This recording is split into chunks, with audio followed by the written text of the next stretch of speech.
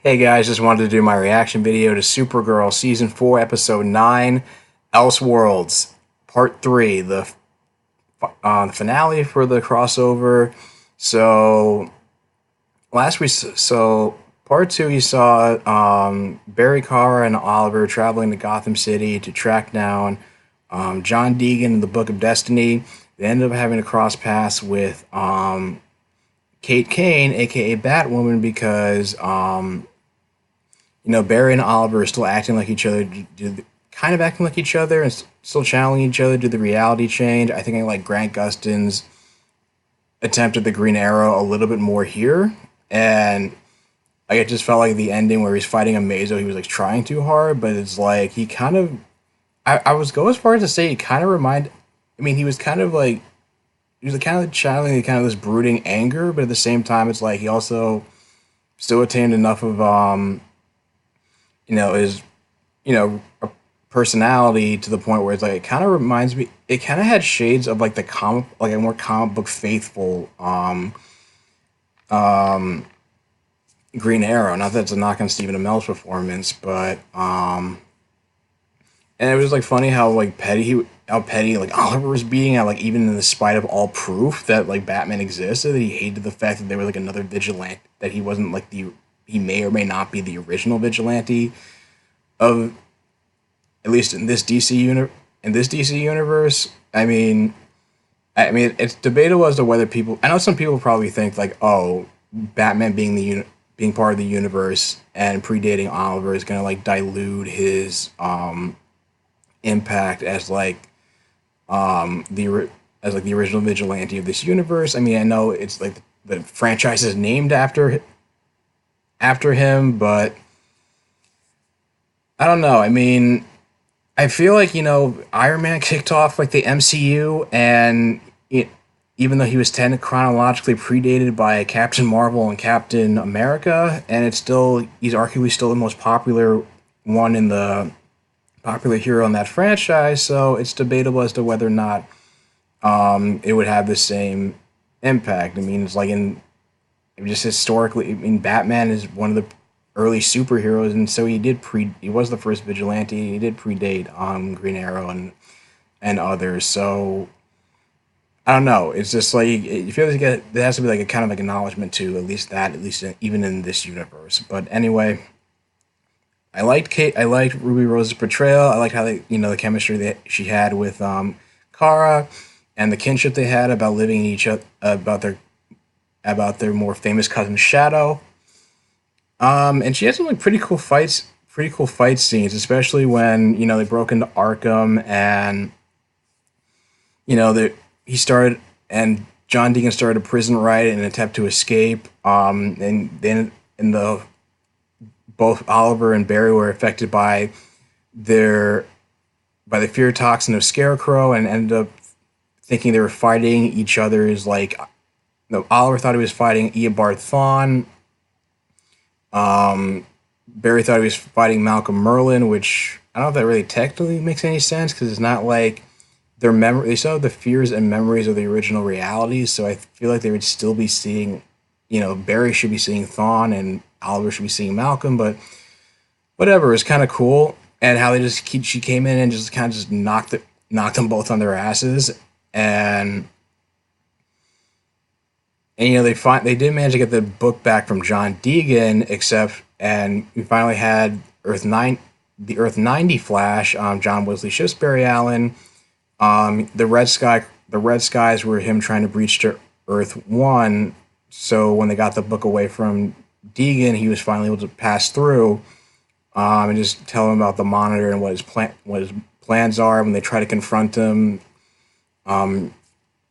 Earth 90 Flash disappeared. He used his teleport. He opened up a portal to give the book back to Deegan to change reality again, in which Oliver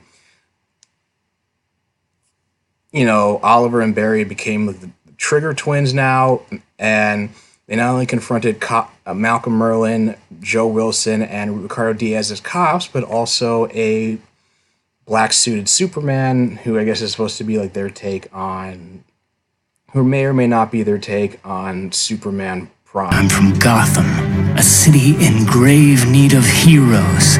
As a doctor at Arkham Asylum, I did my part by protecting this city from the criminally insane. But the world didn't understand my methods, so I worked in secret until one day when a cosmic being recognized my potential and gave me the chance to be something greater. Someone greater. Now, I am Superman. Of Previously course. on Arrow and Flash. Your confusion lies with me. Deegan. The Monitor gave you the book back? It showed me how to really use it. You can't just write yourself as a hero. It doesn't work that way. Doesn't it, though? You were struck by lightning. I was given the book. By a higher power. Both random acts of chance. But this is my destiny. So much more than becoming the Flash was ever yours. People don't become heroes because of circumstance. They become heroes in spite of circumstance. You're just a cheap knockoff. Oh, I'm anything but cheap.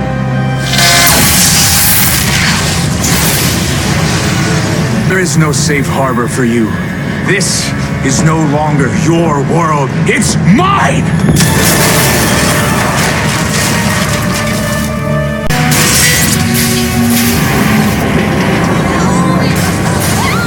You want to be Earth's hero? Save the children or stop us. Your choice! Superman.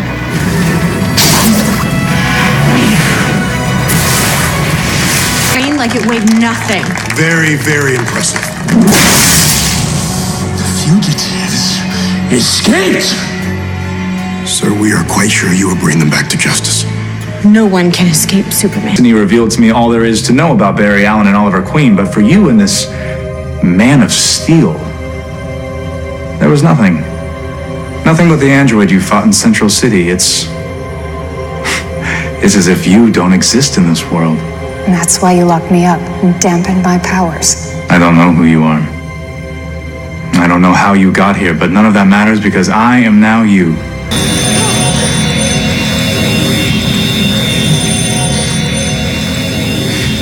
Thank you, Agent Danvers.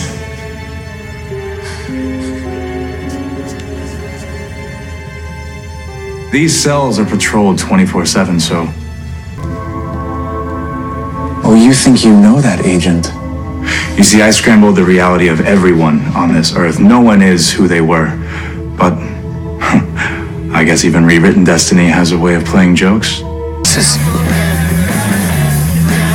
Oh my God, the Trigger twins.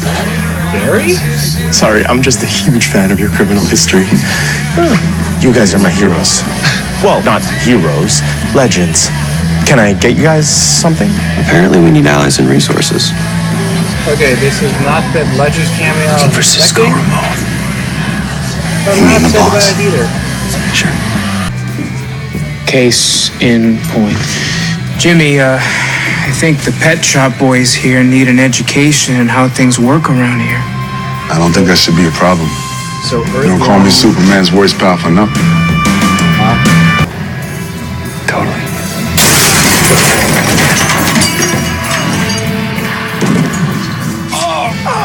Your brother, Dante! Stop. Hold up. How'd you know Dante? We're here. Yeah, only took 17 tries. Oh, I see. You're a comedian. Hey, guess what? Your friend's a comedian. Still Barry? Oh, no, No, yeah. No. Oh, so it's fixed. That's great.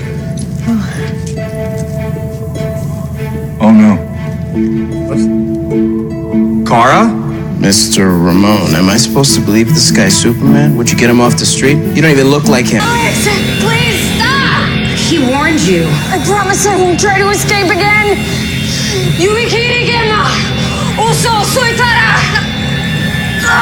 What the hell does that mean? How do you know that? Alex Danvers taught it to me. She taught me that rhyme. It means Pinky swear. And my Alex is. She wants a wife and kids. She's optimistic that she can have it all. It's not an if. Together. Hi. Nice suit. Well, that's my cue. I'm Superman out. buys. You ladies have fun.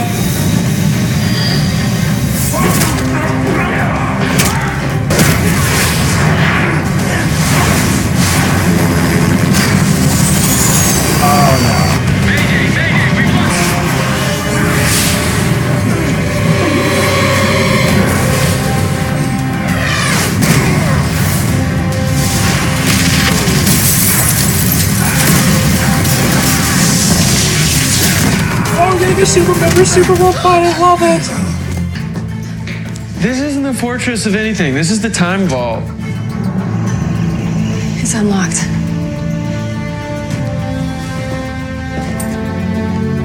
All right, well.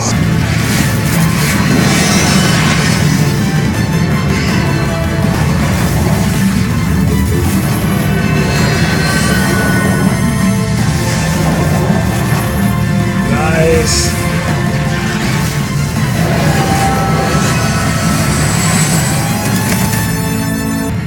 When your friend dies. Not if I kill you first. Oliver, don't! Not to save me. You don't have to do this. You don't have to channel your darkness. You can overcome it. I Be didn't use different. his You can be face. better. Maybe that's it. Maybe that's the monitor's test. We literally slow down time. And I travel around the globe in opposite directions at just over Mach 7. We should be able to create enough centrifugal force to slow the Earth's rotation. And everything else. Rip the eye.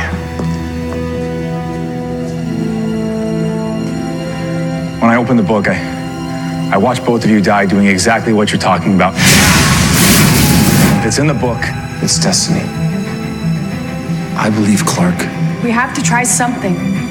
Strong enough? I think you're testing us to see if we're good enough.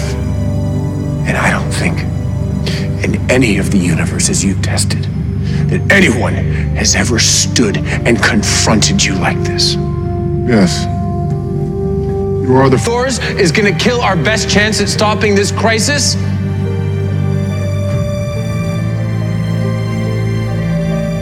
Well, as gods go, You're not a very smart one. piece of machinery, and balance must be maintained. One change requires another. How would you propose I keep the balance? Oh, no way. Oh, Blah, blah, blah. It's a bit much, don't you think? Honey? Yes, dear? An enormous robot. With the powers of Superman. This is exciting. Thank you for including me.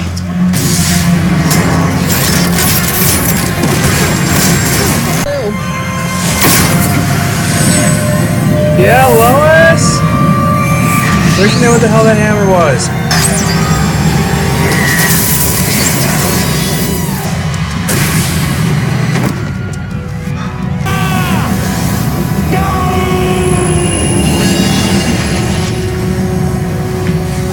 Yeah, you deserved it. Does the book say anything about what I should do with this? It's amazing. What's going on? I told you we had a lot of fun on Argo. Lois. We're all adults. Are you having a baby?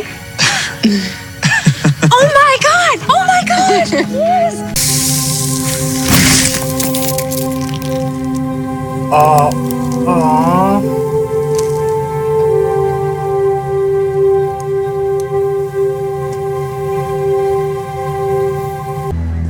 Thought you were done with us. Wishful thinking. I just came from Arkham. Tell me this deranged doctor of yours isn't going to be a bigger problem. Deacon, why? Because I hear he's made a friend. Is as it should be. The stage is set. Worlds will live. Worlds will die. And the universe will never be the same. Is he?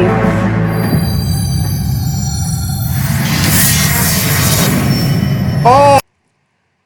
Okay, so that last shot just gave me chills, but it also left me confused.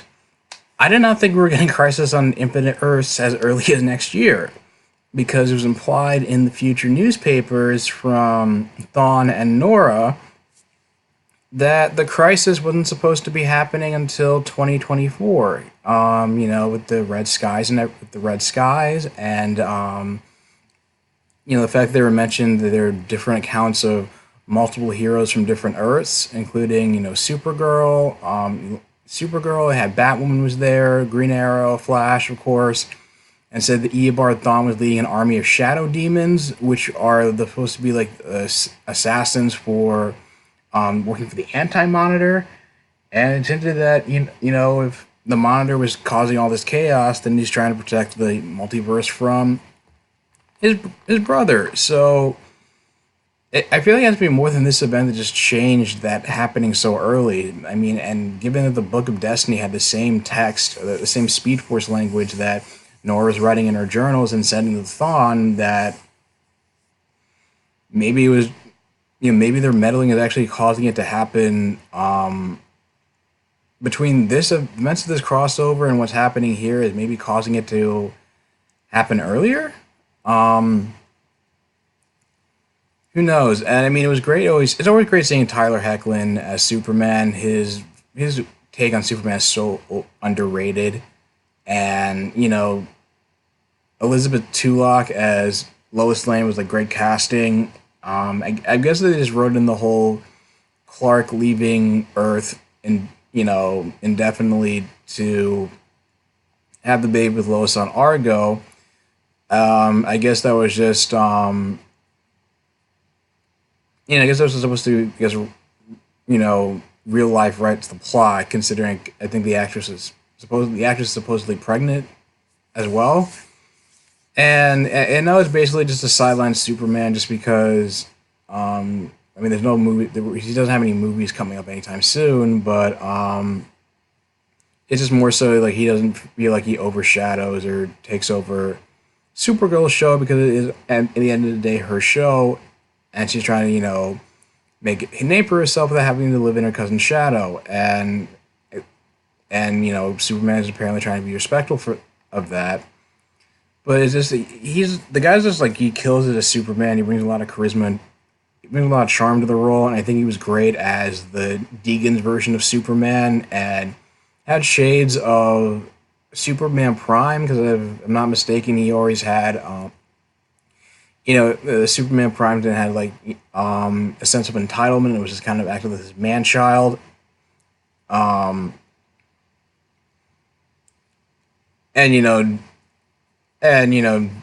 kind of showed through.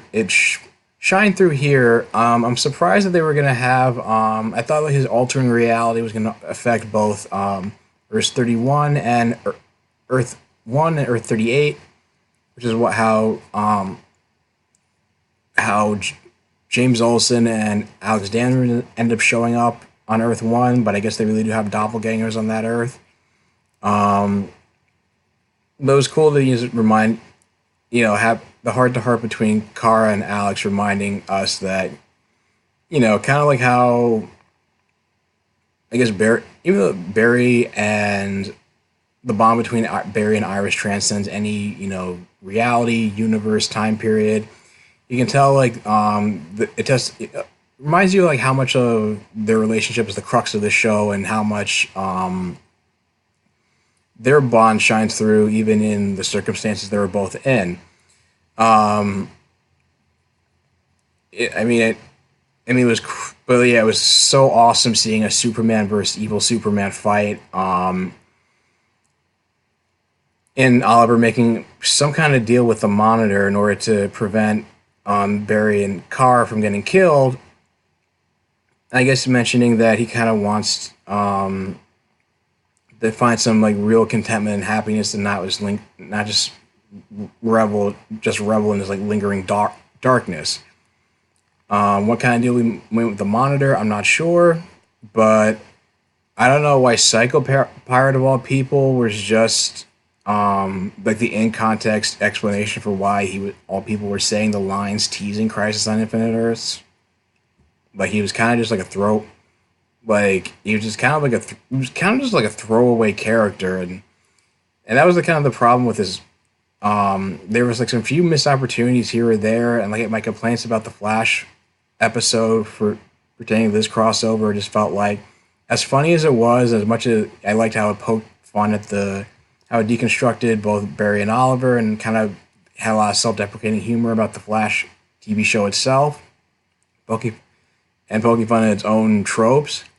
It just felt like they made the team Flash act like jackasses for the sake of the plot. And it was just kind of filler that didn't really move the main story along. And also, yeah, I was just glad like Amazo came back again, so he didn't feel like he was completely underutilized in this crossover. But like John Wesley Shipp's Earth 90s Flash, you think like, considering the cult following that his version of the Flash and that show had, and coming back after 28 years, and it just feels like it seemed like such a big deal and so highly anticipated, all for it just be a glorified cameo where he just shows up, gives exposition, and he's basically just sent away to parts unknown, and we still have no idea what happened to him. And you know, it was kind of weird when you saw Martian Manhunter protecting the people from the explosions, like he's vulnerable. You know, we know that he's vulnerable to fire, and yet he just acted like he was impervious to it. Like Mark Guggenheim just forgot about that.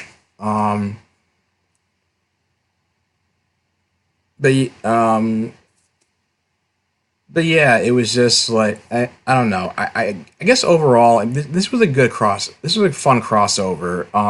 It was very satisfying. It was pretty satisfying, I should say. I still like Crisis on Earth X more. Like I said, it felt like it had. I mean, granted, you really didn't need the Legends to be featured in this crossover, and that's fine. But next year, if it was Crisis on Infinite Earths, no excuse. But it just kind of felt like I liked how it worked in as many people as they could for that Crisis on Infinite Earths, and it kind of felt like I was like watching a movie in the Arrowverse, and I feel like that whatever few flaws here or there, it kind of went above and beyond and anything I could have imagined. And this one, while good, it still has some flaws that I just couldn't get past. And there was like some. I mean, it was a crossover spearheaded by Mark Guggenheim, so anything that he's in charge of, there's going to be some missed opportunities and some iffy writing here or there. That's inevitable. But otherwise, pretty solid. It was a good way to cap off the first half of Flash, Arrow, and Supergirl until they come back in January. And I look forward to see what their respective shows are going to be doing, and if there are going to be any more teases towards next year's crossover, like through not just like when their seasons are renewed, but just like throughout their current seasons right now. Anyway, guys, what do you think of the crossover? Like I said, I didn't enjoy it as much as Crisis on Earth X. Some people did. Which of the two do you think were better? Leave your thoughts in the comments down below. If you like this video, like, share, and subscribe, and I will talk to you guys soon. Take care.